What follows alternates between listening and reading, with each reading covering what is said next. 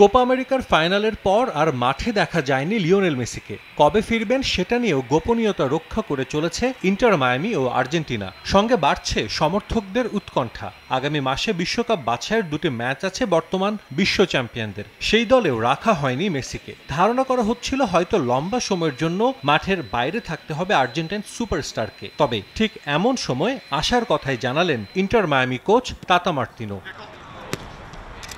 বয়স ৩৭ পার হয়েছে, যার কারণে সম্প্রতি ইনজুরির সঙ্গে সখ্যতা যেন বেড়েই চলেছে মেসির। কোপা আমেরিকার ফাইনালে পাওয়া চোটটা যে বেশ গুরুতর ছিল সেটা মেসিকে দেখেই ধারণা পাওয়া গিয়েছিল। তবে চোট অনেকটাই কাটিয়ে উঠেছেন এই তারকা ফুটবলার। মাঠে কবে ফিরবেন সেটার নিশ্চয়তা না দিলেও তার সবশেষ অবস্থার আপডেট দিয়েছেন তাতা মার্তিনো।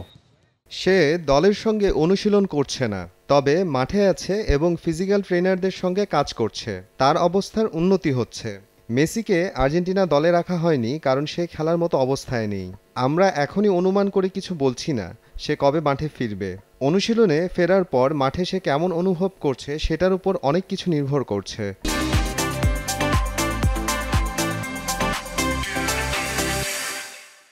মেসিকে ছাড়া ইন্টার মায়ামি ব্যর্থ হয়েছে লিগস কাপের শিরোপা ধরে রাখতে। তবে মেজর লিগে এখন পর্যন্ত বেশ ভালো অবস্থায় আছে ক্লাবটি। সম্ভাবনা আছে আসরের প্রথম শিরোপা জয়েরও। কোচের আশা, মৌসুম শেষের আগে মায়ামির জার্সিতে মাঠে দেখা যাবে আর্জেন্টাইন তারকাকে। মেসি এখন অনেক ভালো অনুভব করছে। গেল ৩-৪ দিন ধরে মাঠে অনুশীলন করছে সে।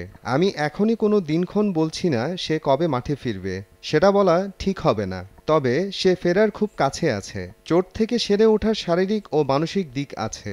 সে একটা প্রক্রিয়ার মধ্যে দিয়ে যাচ্ছে যেখানে এই দুই দিক নিয়েই কাজ করা হচ্ছে। কোপা আমেরিকার আগ পর্যন্ত ইন্টার মায়ামির হয়ে নিয়মিত খেলেছেন মেসি। যুক্তরাষ্ট্রে নিজের অভিষেক মৌসুমে ১৪ ম্যাচে করেছিলেন ১১ গোল, আর চলতি মৌসুমে ইনজুরিতে পড়ার আগ পর্যন্ত ১৫ ম্যাচে ১৪ গোল করেছেন মেসি। সাজিদ মুস্তাহিদ, সময় সংবাদ।